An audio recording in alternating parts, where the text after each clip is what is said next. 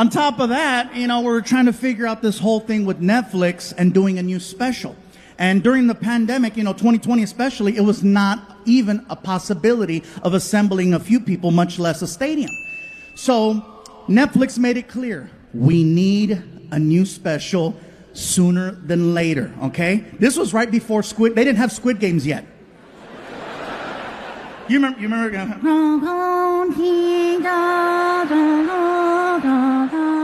Red light.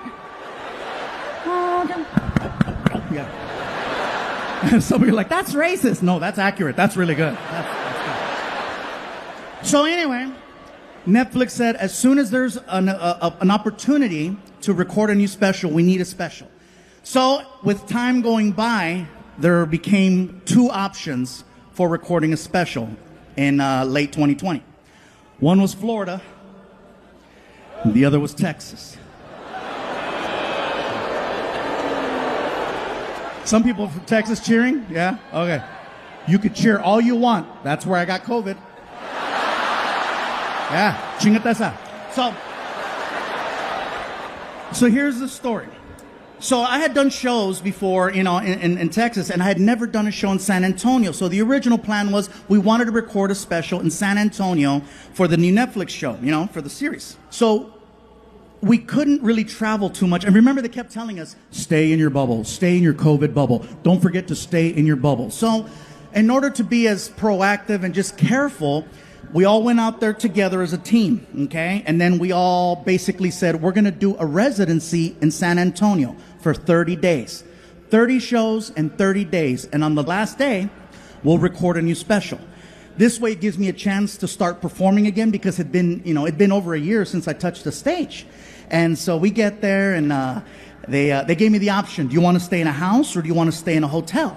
And I said, well, I've never lived in Texas before, so let's see what a house feels like. So they got us like this fancy Airbnb, and basically, it was Martin, Alfred, my friend Rick, myself. It was like four of us. It was like the Mexican version of the real world, okay? So we're all in this big house together. Everyone gets their own room. And so, of course, I get the big room because it's me. And, look at something. No. Yes. So I open up the door. I turn on the light. Click. And I'm like, this is a beautiful room. Wow, look how big it is. And then I notice there's a hole in the wall. And I said, that's weird. So I get really close to the wall. And when I got close, I realized it's not a hole. It's a big-ass roach. And let me tell you, I am not exaggerating when I tell you that cuca was this big. That roach was this big. Now, I have used this unit of measure before to exaggerate. And let me tell you, I'm not exaggerating when I tell you that freaking cucaracha was this big. And I don't want you guys thinking, oh, what, you think you're too good for roaches? No! I grew up with roaches my whole life. My mom and I, we lived in apartment buildings, projects. We always had roaches, but they were different. First of all, they were this big. And California roaches are very different. Okay? For example, when you turn on the light, they scatter. In Texas, he chilled. In California, they respond to sound and movement. Ah! Scatter. I tried my California technique on this Tejano roach. I said, ah! And the roach was like, what? Oh my God, I don't think he's in my room. I think I'm in his. And at that moment, my tour manager walks in the room and she's like, is everything okay with the accommodations? I said, no, the room is beautiful, but look at the wall. Aw, there's a hole in the wall. I said, get closer. She gets up to the wall and she's like, oh, it's a big ass roach. I said, you're okay with that? She said, he's not in my room. She can see that I'm visibly bothered by this roach. So she's like, would you like me to take care of your little friend for you? And it is a little emasculating because I'm a big guy and she's like 5'2". So she's like, move, fool. She takes off her shoes, she grabs it, she gets up on a chair, and she brings it back, and she's like, you know, soy la 69. Bam! Nailed that roach. Threw down her shoe, put it on. I look at the wall, and it kept moving. And I said, you have angered our friend. And she was like defensive. Fool, round two. So she grabs her shoe, gets back up on the stool, and she brings it back. And just as she's about to nail this roach for the second time, that shit started flying. It was a Harry Potter roach. Oh man, mira. She's ñañeras, man. So anyway, we were there for 27 days. And for some reason, on the 27th day, out of a team of 30 people that were there to film a special, I was the only one that tested positive for COVID-19. No one else got it. Not Martin, not Alfred, nobody. And I told Martin, dude, I don't know where I got it. And he said, I think you got it from the roach.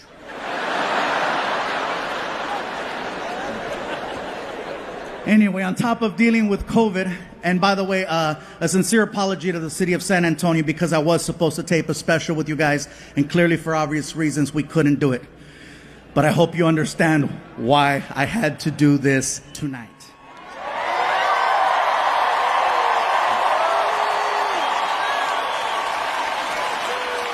On top of dealing with COVID, the vaccine situation, I come to find out someone was trying to extort money from me. Yeah, and they weren't even family. So chingate esta, watch. I get a phone call from my manager telling me that someone reached out claiming to have video footage of me being inappropriate with models. Yeah, see? Look at it. You guys are like me. Yeah, I'm like, I need to see it too. Now, no disrespect to any woman who has ever given me the opportunity.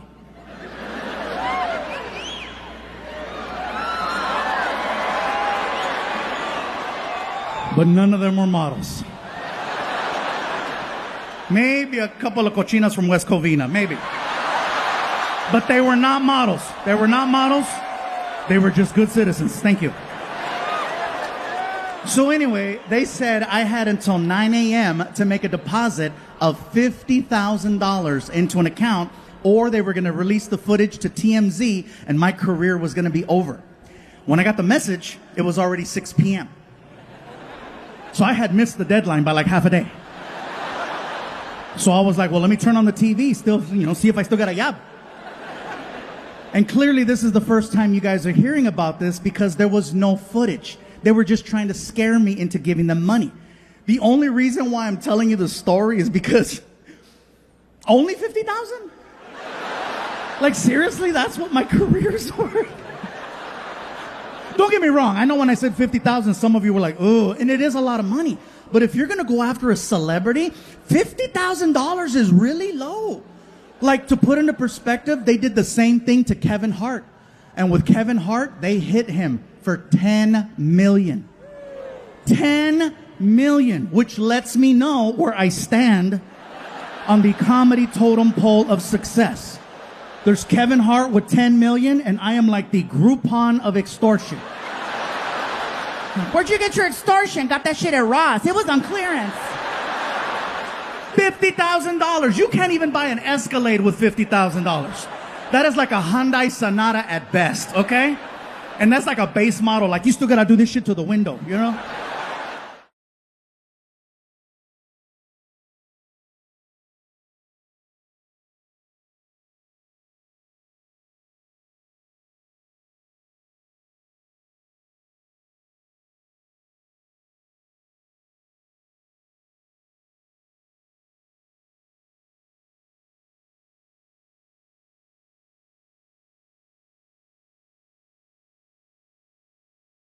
I'm not trying to preach to nobody. This is what you got to do with your life. Hell no, shoot. You like burgers? Kill it. Dale gas.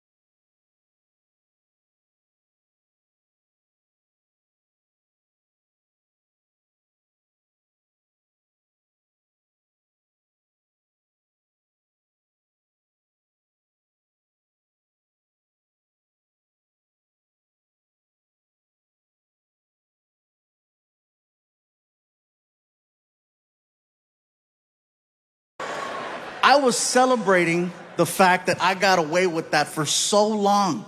For so long. I snuck backstage at Chris Rock. I snuck backstage. Until karma showed up one day in the form of the most extreme fan I have ever had in 20 years of me being a comedian. I had someone who not only made it backstage, this person paid to get into my dressing room. Okay? Yeah, he didn't pay me, by the way. He didn't pay me. I'm an honest hoe. Okay? I made no money that day, all right? Yeah, if I would have gotten paid, you wouldn't be hearing this story. Here's the thing. I walk into my dressing room from the bathroom. I just finished showering up and I'm in a towel. I walk into the room, come to find out later that this man was a very wealthy businessman in the community, okay? And when I walked into the room, he's wearing a very, very nice suit. So when I saw the suit, I didn't give it a second thought because he looked professional. I thought maybe he was the general manager of the building, one of the concert promoters. He could have been someone's agent. So when I walked in the room in my towel, like, can I help you? He looks at me, and it was the most uncomfortable conversation I have ever had. He looks at me and says, listen.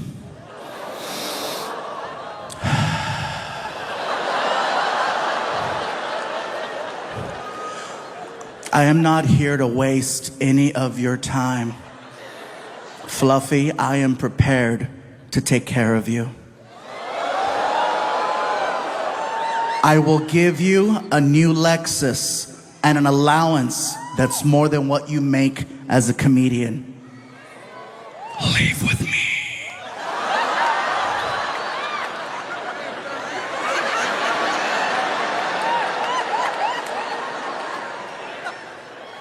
I was never more disgusted and offended at the fact that I was not gay.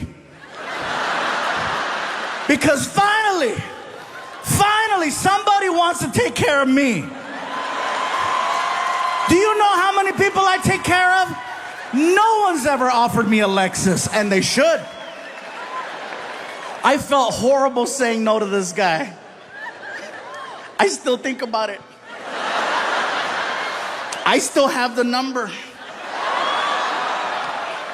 Houston, I'm gonna tell you something, and I don't know how this is gonna go over, but I'm gonna say it. I would be an amazing gay partner. I would, all the way up until that one part, but even then. Have you ever driven a Lexus? Those are nice. Sometimes you gotta take one for your own team. I'm just saying.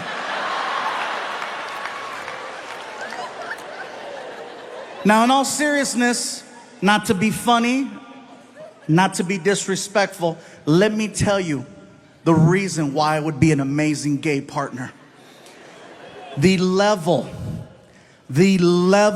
of communication between two men is so high, I might actually get an answer. There might be clarity and understanding. I might hear a yes. I might hear a no. Do you know how many relationships I have been in where I still don't know the outcome to certain conversations? Very simple yes or no questions. That's what I would do. Something as simple as, baby, you hungry? Well, I haven't eaten yet, so I probably should eat something, but I'm not feeling it right now. But if I don't eat right now, you know how I'm gonna get later. So I guess it's probably a good idea if I start eating right now. But it really depends on the options. What do you think? Ah!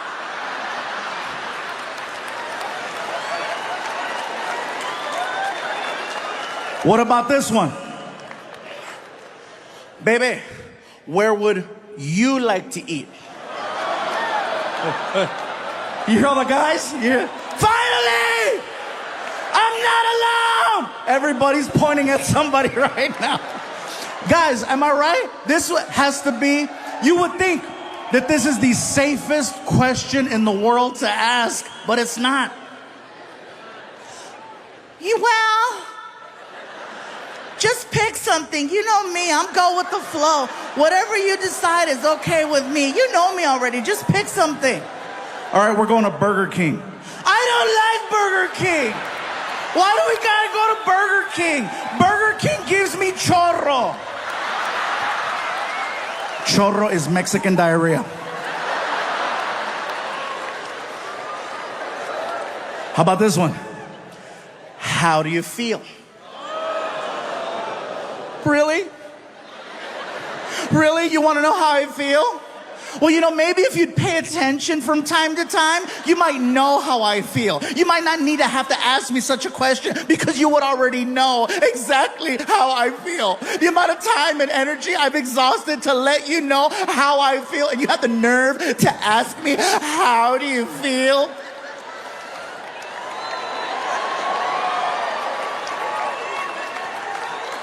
Now imagine the exact same conversation between me and Mr. Lexus. Do you know how efficient that conversation would be? Hey, bro, you hungry? Thought you'd never ask. What do you want to eat? Whatever you want to eat. We're going to Burger King. I love Whoppers. Me too. We go to Burger King and we tear it up. We get back home and I ask him, hey, how do you feel? Horny. Me too. How do you want to do this? Heads or tails? It would be efficient.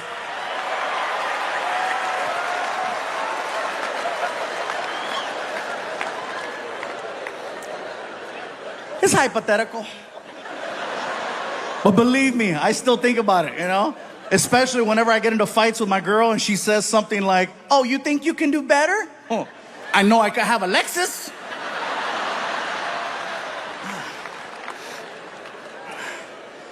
I don't know, man.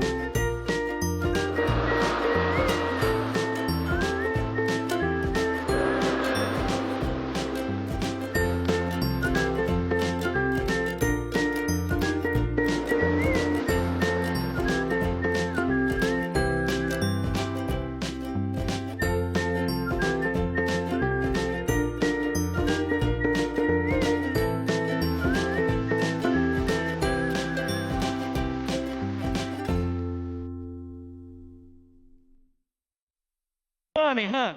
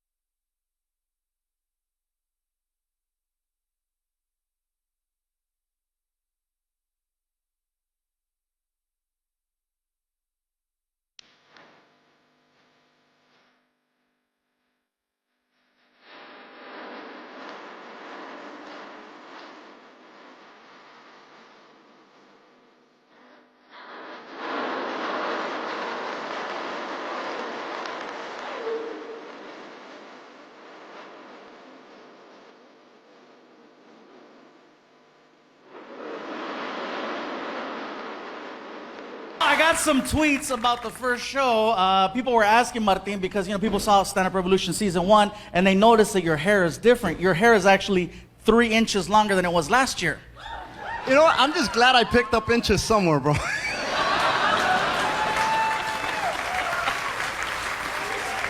I'll take it. What's different, bro? Because last year, it was getting longer, kind of starts getting, now you're bringing back the 80s, bro. I wish I could bring back the 80s. I went hard in the 80s, bro. You know that show, Remember the 80s? Mm-hmm. I'm glad they made it, because I forgot half the crap that I did. And you guys have no idea. This man right here, okay, if he looks like a rock star, it's because he is. He parties hard. I know how hard he parties. Ozo knows how hard he parties. Let me tell you a story. After, season 1, Stand Up Revolution, we went on tour for a while. We went all over the U.S., and as a gift to all my buddies that were on the tour with me, I gave everybody an iPhone 4S. For gift. Martin was so excited because it had this feature, it still has this feature called Siri, where you hit the button and you can talk to the phone, and it'll help you out. Like you say, oh, call John, and it's like, ding, ding, calling John. It's really, really cool. But Martin, you see how he is? He messes with the phone. He's like, ding, ding, Siri, tell me something dirty. And the phone takes everything literal, so it's like, ding, would you like me to locate a car wash? So anyways, you guys, I had a lot of fun watching him play with the phone. But then a couple weeks go by, and we're doing a show out in Northern California in San Jose. And we had a really good time that night doing the show, and the people invited us to hang out, and we had a bunch of drinks. And someone said, you want to go eat? And I was like, well, yeah. And someone said, you want to go drink? And so Martin and I parted ways for about an hour, and then we met up an hour later back at the, at the hotel. And I'm walking in okay, and he's gone. He is just, and somebody's helping him in. I'm like, who are you? I don't know, but he fell. And dragging him in, and he doesn't even take off his clothes. He gets into the bed with everything on, including his shoes. So the next morning, guys, Martin comes over to my side of the room, and he's like, bro, are you okay? Bro, I peed on myself. And my response was actually, again? Because he's partied that hard in the past. Martin has partied so hard, you guys, that there's been times where he's had to throw away mattresses. All right? So I go, Martin, why are you taking this so much worse? In the past, whenever that happened, he laughed about, oh, bro, look what happened. Party like a rock star, He goes, bro, you don't understand. My phone was in my pocket. I go, no. Yeah, I drowned Siri. I had a heart attack. And I felt bad because Martin was like, bro, it's a new phone. I go, listen, Martin. I said, hey, don't worry. I got you covered, man. And so I said, listen, I'm going to go get you a new phone. So we take a nice little trip to the mall, and we found an Apple store. And we get to the front, and there's a girl there with a clipboard, and they're always trying to, how can I help you? And, well, we want to see about replacing my friend's phone. Did he lose it? I go, no, it's actually, it got damaged. Well, what's wrong with the phone? I go, it kind of got wet. And then she looks at Martin. Oh, did someone drop it in the sink? Like, no, not exactly. And she said, oh, he dropped it in the toilet? He wishes.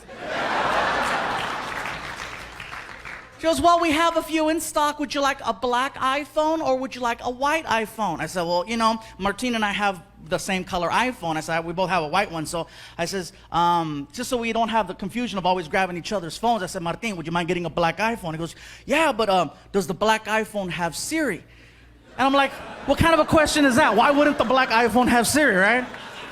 And then I started thinking, can you imagine if a black iPhone was really a black iPhone? You know, Martin gets in the car. Boom, boom. Siri, what's the temperature outside? Why don't you stick your head out the window?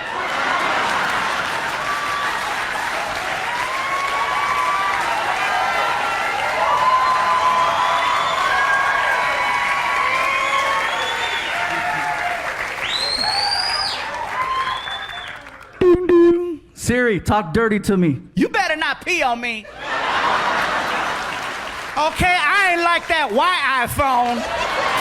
But I could handle it though, you know. I could handle it. People say, well, you know, Gabriel, you go up there and you make fun of yourself. No, I don't. I come up here and I tell you the things that I heard people say. There's a difference, you know. Sometimes I set myself up for jokes and I don't realize it. 3 years ago, I bought a Beetle, not even thinking. That's not the joke. Shut up. See, I can't even tell you guys a story already. I wasn't thinking. I bought the car because it was affordable, economical, brand new freaking Beetle for like 17 grand. I was like, ah! First new car. I go to show it off at my friend Martin's house. I thought it was nice. I pull up, you know.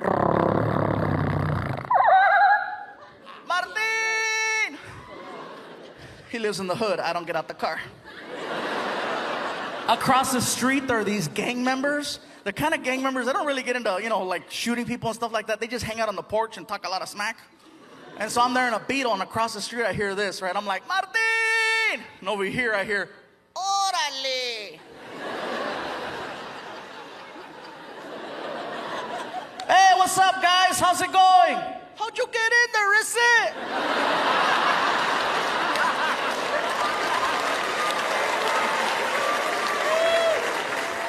Hurry up, Martin! 2 months later, I go back to pick him up.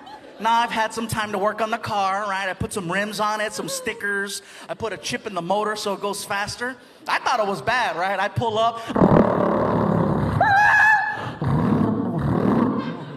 Martin!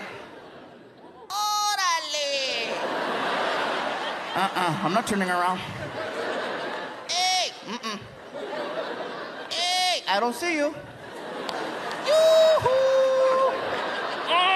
Hey! Oh! What? Check it out, hey! It's the Fat and the Furious!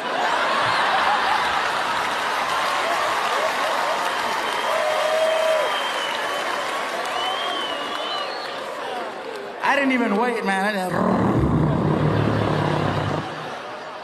Got rid of that car, man. I traded it in and got myself a big old SUV. It was nice for a while. This car freaking sucked on mileage, so man, it got 11 miles to the gallon. Oh, you cannot be badass in a car that kills gas like I kill tacos. You can't be at the stoplight trying to intimidate other cars. You know, what? Whoa. $20 right there.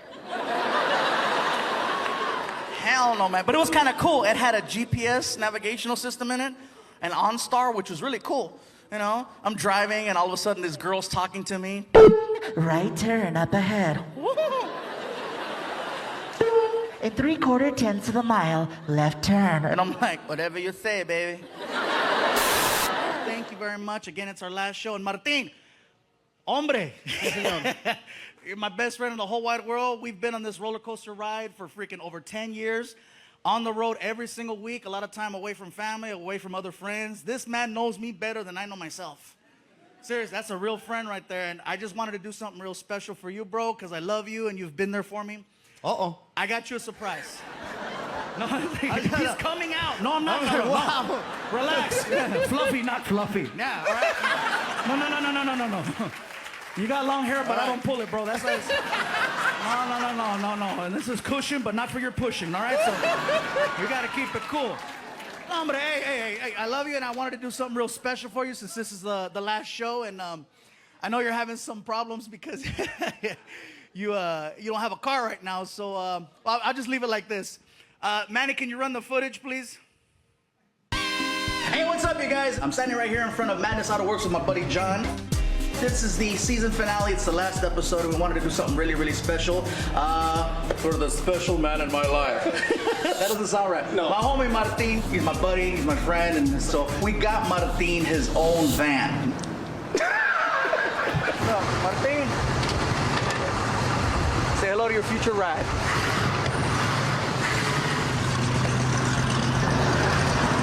All right, so basically the van is in a lot of trouble. Let's just take a look right now, just so you guys can see what's going on. As you can see, based on the torn paneling, somebody tried to escape from this van at one point. So mom's blanket is in here. I don't know what's going on right here, but Martin, nothing but the best, bro. Car's 40 plus, Martin's 40 plus, and by the time we're done, they're both gonna look 27. So. Exactly. Tell us what are we gonna do with the van? Braking system, transmission overhaul, engine overhaul, body work, paint. It's gonna look nice. It's gonna be pimp. It's gonna be pimp. Dude. Wow. You're kidding.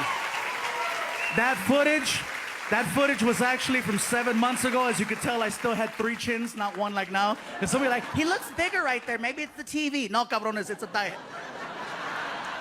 So what can I say? We got the cameras, we got the lights. I want to take you outside and show you what we got, Martin. Stop it. Come on, let's go, bro. Watch the monitors. Watch the monitors. We'll see. Come on, cabrón. Come on, let's go.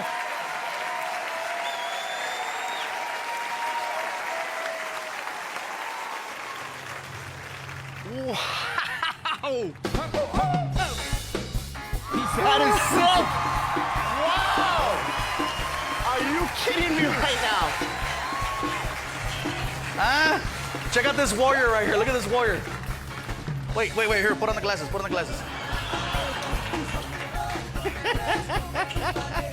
Wow. Wait, do the pose. Wait, hold on. Wait, there's more, Martin. Come check this out over here. Look it. I know you said you want like an A-Team style van, so that's what we did. We got the cool fancy grill right here in the front. I got your alter ego on this side. Dr. Filthy. Nice. I'm gonna get you cards made. It's gonna be really cool. Check it out. There's more, dude. Look, here's like the secret window so that girls can cry for help from it. Check it out over here, Martin. Help me with the back. Check this out. Nice.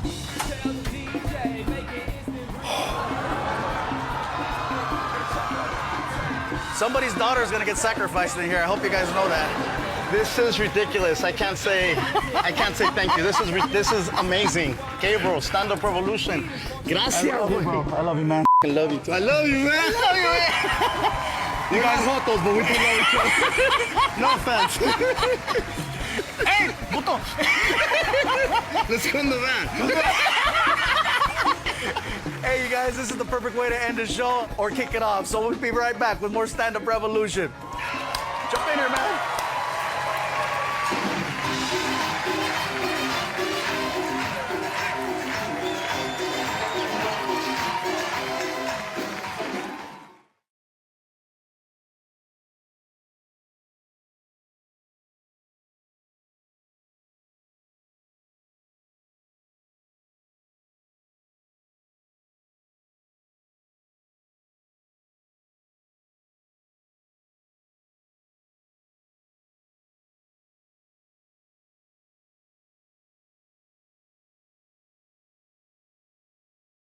In the last special that I did a bunch of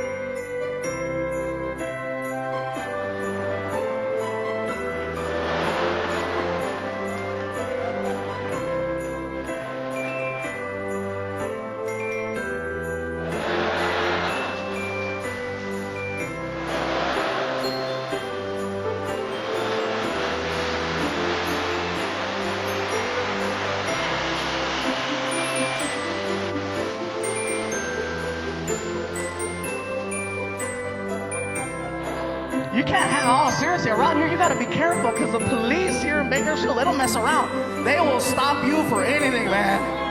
They got me outside and whoo, what are you doing? Walking.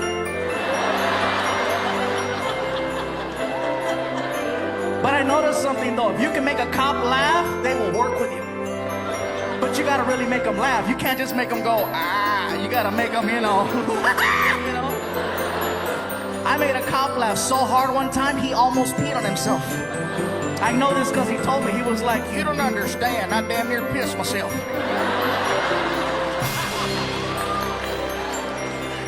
And here in Bakersfield, man, it's no different, man. I love every part of this town. I even love Oildale. Oh, yeah. And for everybody watching at home going, what the hell is Oildale?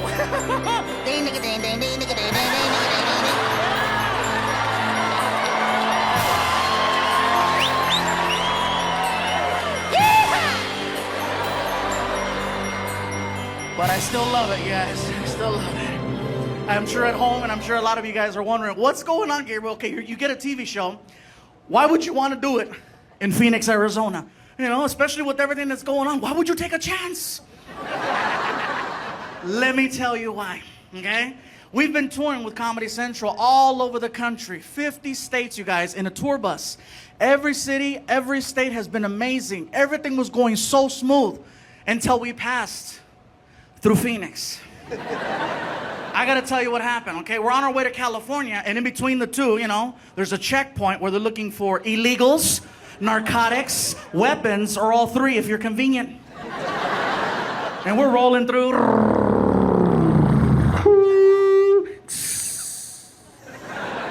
It's pretty good, huh? Anyway, I know I did a good bus because when I went, she's like this.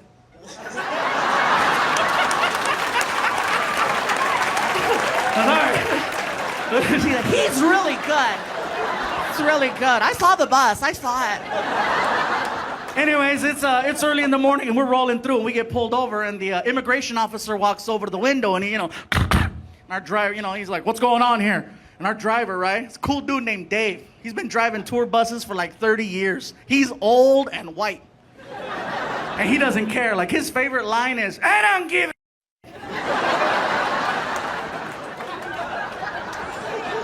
Good old Dave, right? So the officer's like, what's going on? And Dave is like, it's a comedian, Gabriel Iglesias, and his entourage of comedians. It's sponsored by Comedy Central. It's legit. And as they're talking, we hear this outside. Hold on. Our dog has just informed us that there is something inside this tour bus that is not supposed to be here. And our driver looks at the immigration officer and he says, is that what he said? Goddamn Scooby-Doo.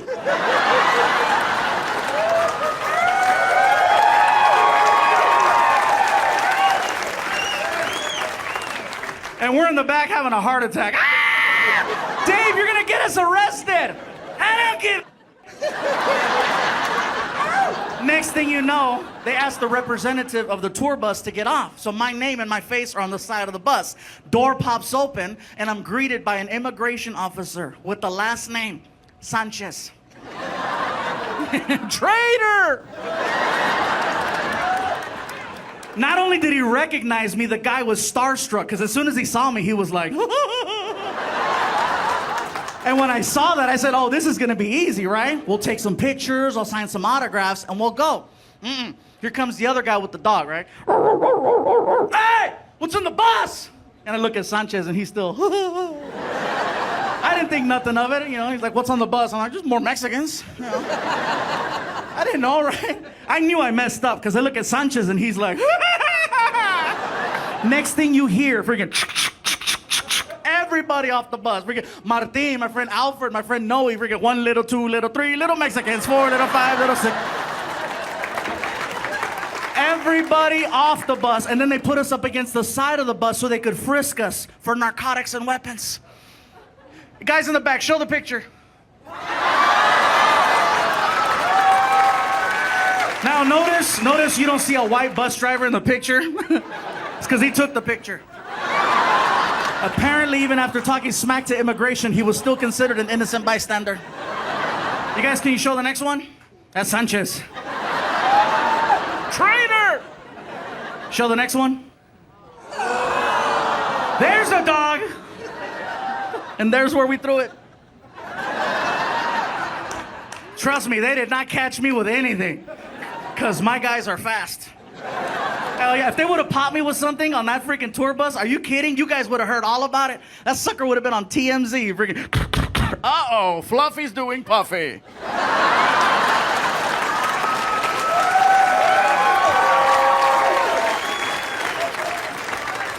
I'm gonna tell you guys the saddest part of that whole situation was being on the side of the road, being harassed by immigration, okay? Meanwhile, there are cars driving past the same checkpoint, and I'm getting recognized.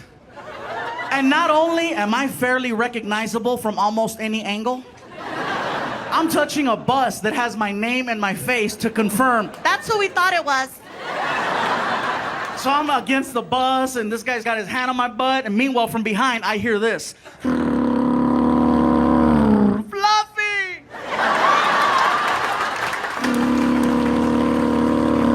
He's American! Damn!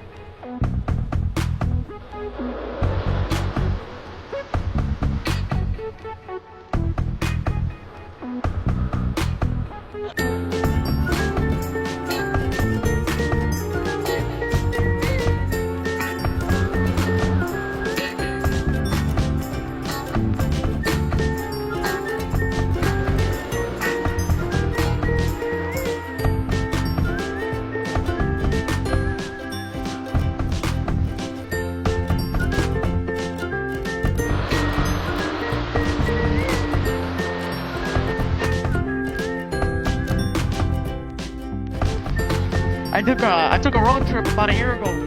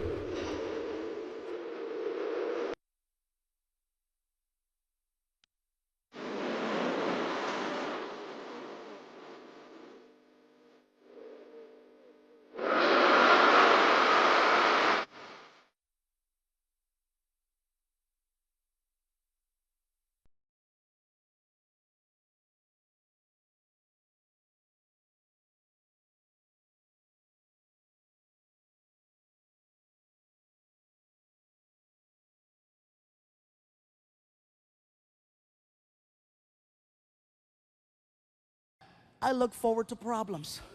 I'm sure at home, and I'm sure a lot of you guys are wondering, what's going on, Gabriel? Okay, you get a TV show. Why would you want to do it in Phoenix, Arizona? You know, especially with everything that's going on. Why would you take a chance? Let me tell you why, okay? We've been touring with Comedy Central all over the country, 50 states, you guys, in a tour bus. Every city, every state has been amazing. Everything was going so smooth until we passed through Phoenix. I gotta tell you what happened, okay? We're on our way to California, and in between the two, you know, there's a checkpoint where they're looking for illegals, narcotics, weapons, or all three if you're convenient. And we're rolling through.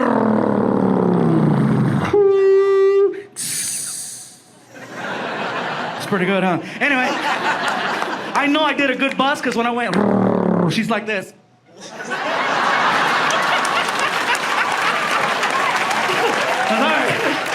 He's really good.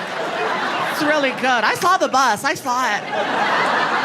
Anyways, it's early in the morning and we're rolling through and we get pulled over and the immigration officer walks over to the window and he, our driver, he's like, what's going on here? And our driver, right? It's a cool dude named Dave. He's been driving tour buses for like 30 years. He's old and white. And he doesn't care. Like his favorite line is, I don't give a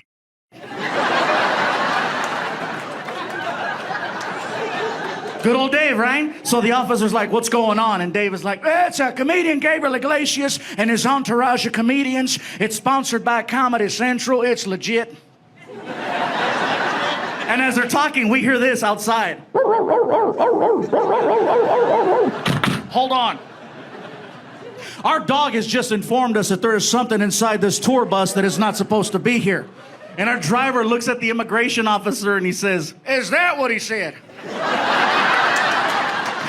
Goddamn Scooby-Doo.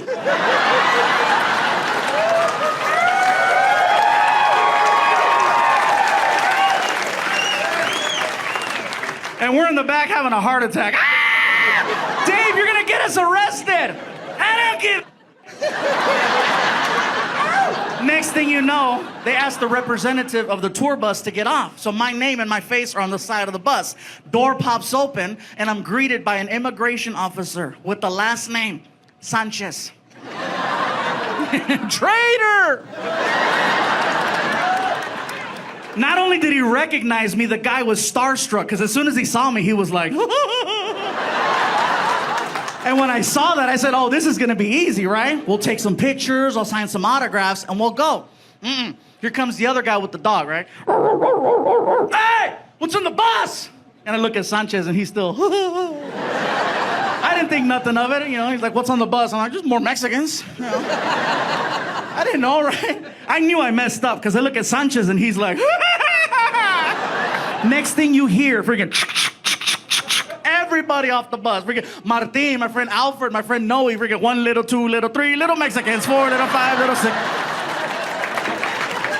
Everybody off the bus, and then they put us up against the side of the bus so they could frisk us for narcotics and weapons.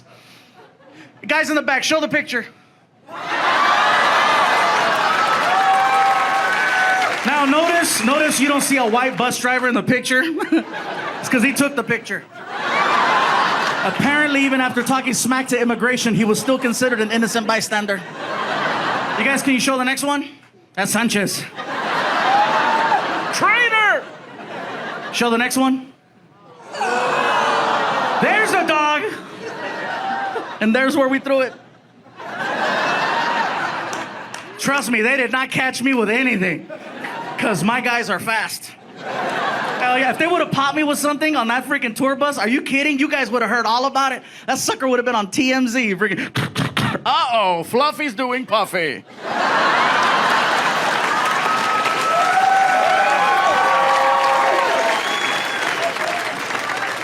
I'm gonna tell you guys the saddest part of that whole situation was being on the side of the road, being harassed by immigration, okay? Meanwhile, there are cars driving past the same checkpoint, and I'm getting recognized.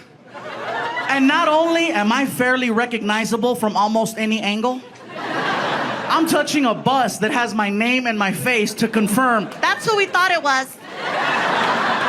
So I'm against the bus, and this guy's got his hand on my butt, and meanwhile, from behind, I hear this.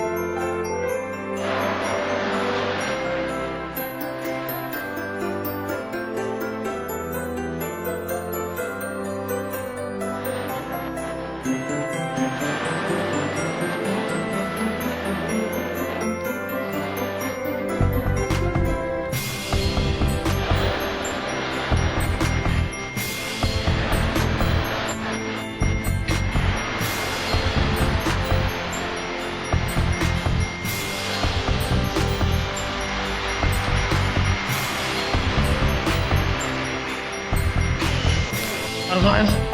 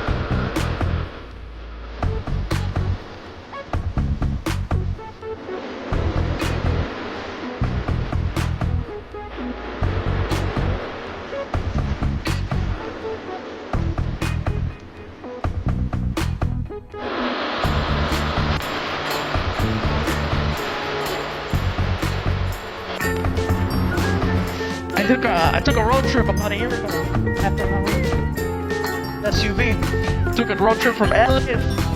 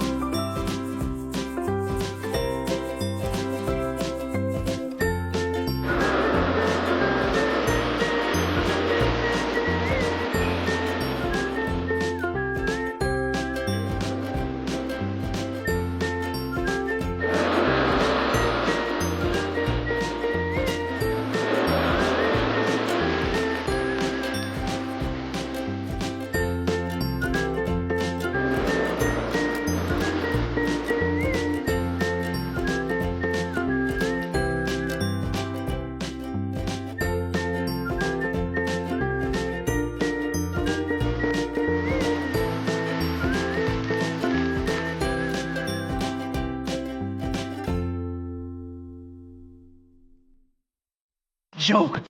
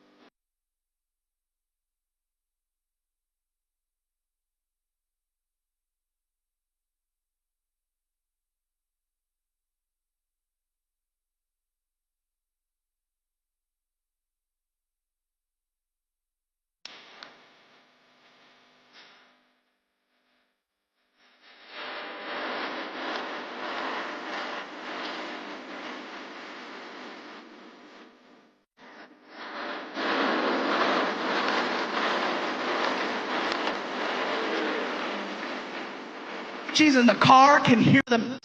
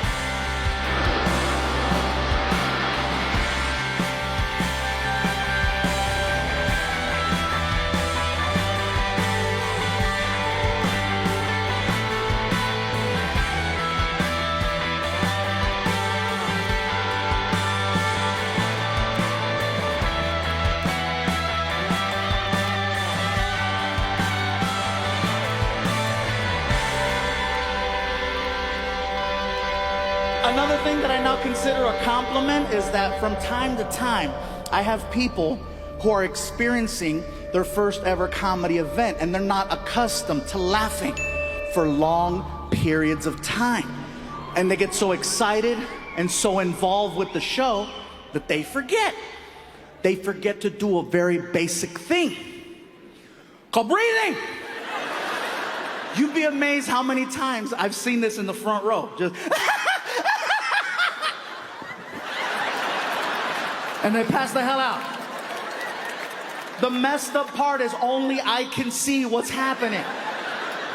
And they're usually like, you know, Fluffy, do something. I'm like, Do something.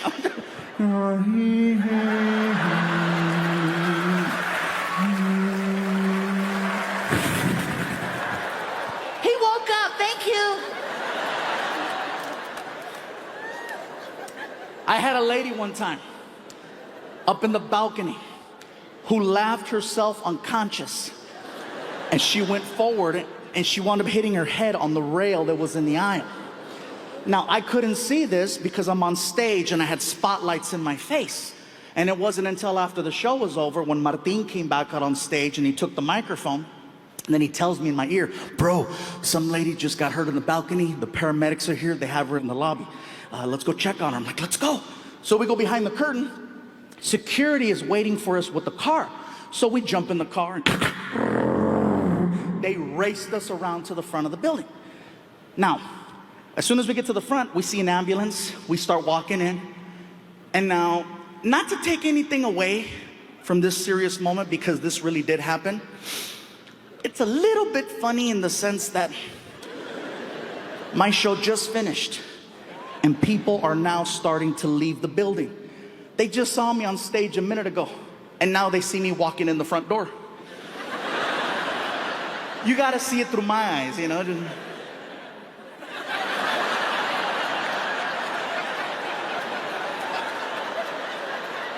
He's big, but he's fast. I don't know how the hell he did that one. That's pretty good. I come in and immediately I cut right to where the lady and the paramedics are sitting on the steps leading to the balcony. Now the lobby is starting to fill up with people and I'm trying to get from point A to point B without getting stopped. So I started doing this, and I know it's gonna look a little weird, but it worked. Are you okay? Are you all right? People see me doing this and immediately they're like puzzled. The way you looked at me right now, they looked at me like that and they did this. What the hell's he doing?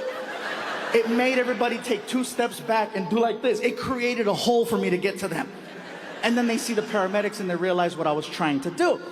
Everything was fine till I got really close. And then one of the paramedics calls me out. What are you doing to the lady?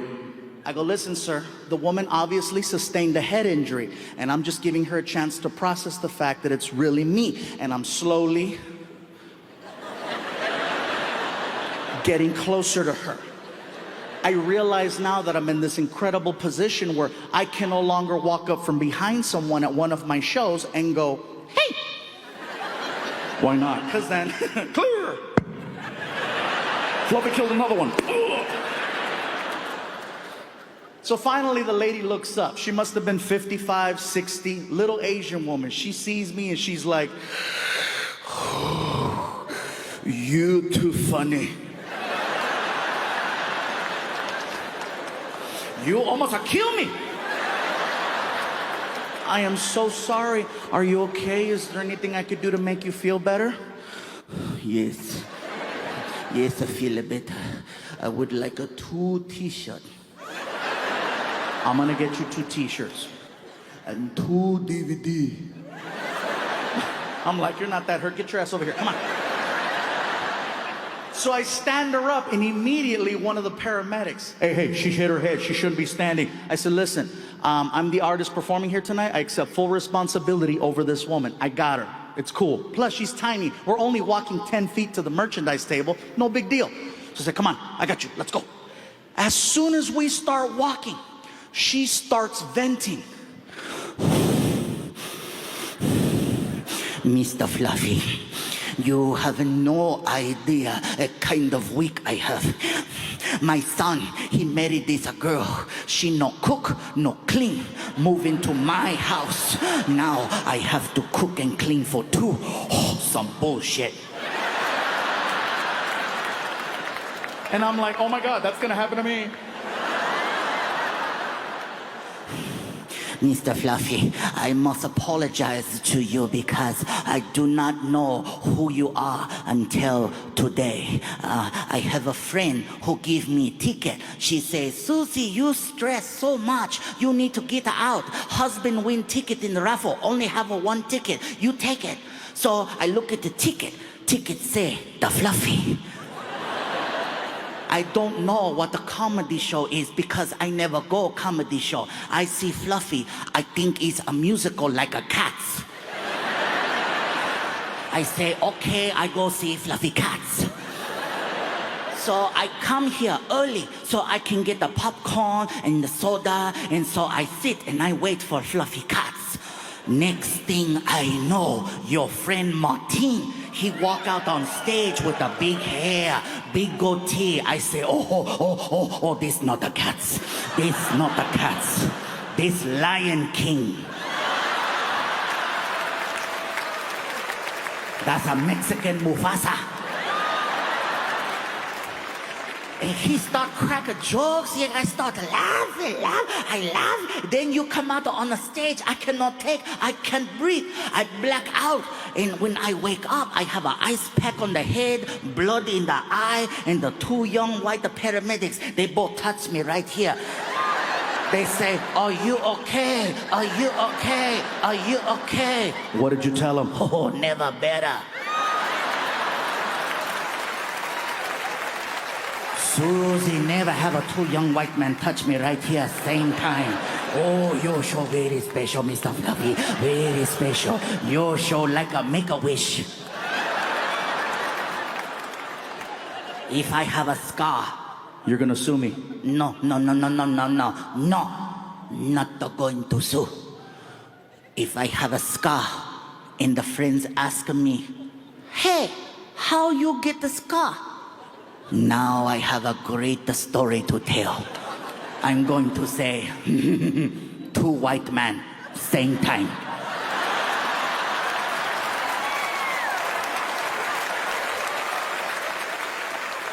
While a Mexican watch.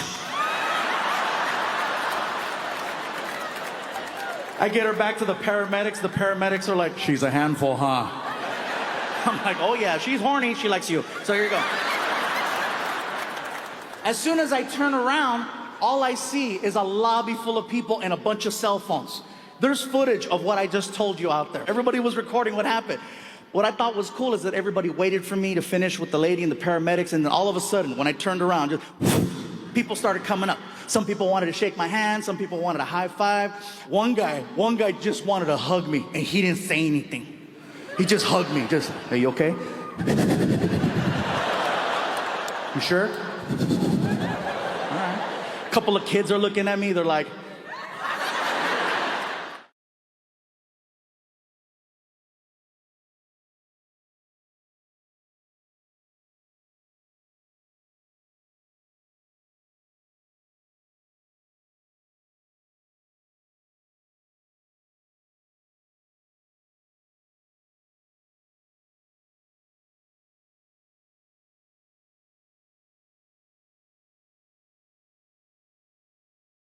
I'm a dork too. I don't know how to talk to women. And this guy always comes, hello. Girls go crazy. And ladies, I'm gonna tell you right now, if a pretty man is your thing, if a gorgeous GQ guy is what you want, then by all means, go for it. But I'm gonna let you know right now, in the long run, a pretty man is gonna do nothing but lie to you, cheat on you, and break your heart. That's why, ladies, you need to start giving guys like me a chance.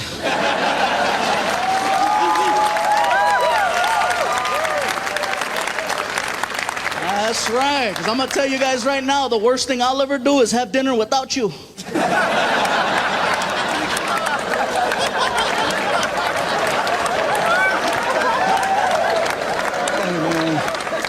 And everybody...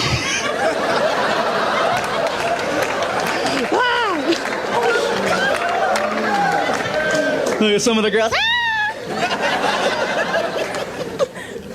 Everybody gives me advice too on the best way to meet that certain someone, you know, like my sister Emily, she always tells me the best way to meet someone is to go on the internet. She goes, go on online, you'll meet someone. I'm like, I thought it'd be a good idea because my sister, she's cool people. She goes to school, she goes to church, she's nice. But I gotta tell you guys something, she's a freak. You know, you meet her in person, she's all sweet and innocent. Oh, hello, how are you? Nice to meet you. Bye. But you catch her online at 2, 3 o'clock in the morning, man, she's like, I'm licking and sucking your toes.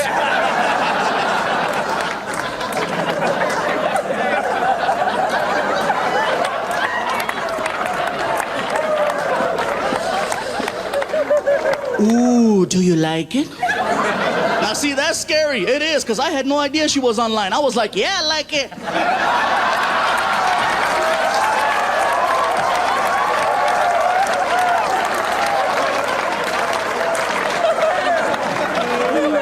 I was like, what's up? I see my sister the next day. She's like, I met someone. I said, me too. Check it out. I got some sandals. What's up? But you guys have to be careful. If you're gonna meet people on the internet, be careful, because you don't know what you're gonna get. You don't. I went on a blind date with a girl who was half Sasquatch, half Chupacabra. Yes, some of the white people, Chupa what? It's like Bigfoot, only smaller. Like cousins, you know? You gotta be careful, because they'll throw these little mysterious words out there to kind of like, get you excited. Like this one girl, she described herself as bubbly, and I hear bubbly and I was thinking, oh my God, wow, really? Shut up, wow, really?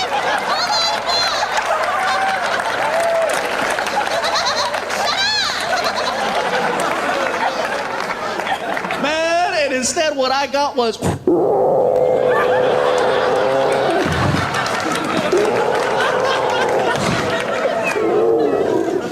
standing there.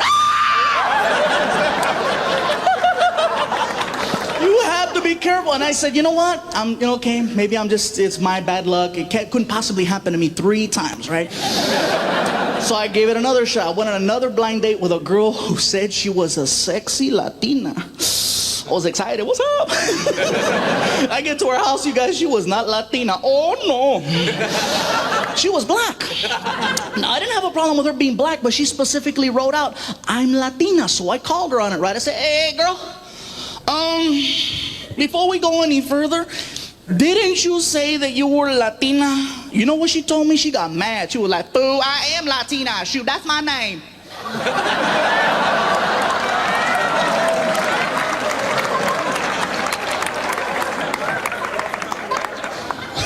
All right then. Well, let's go.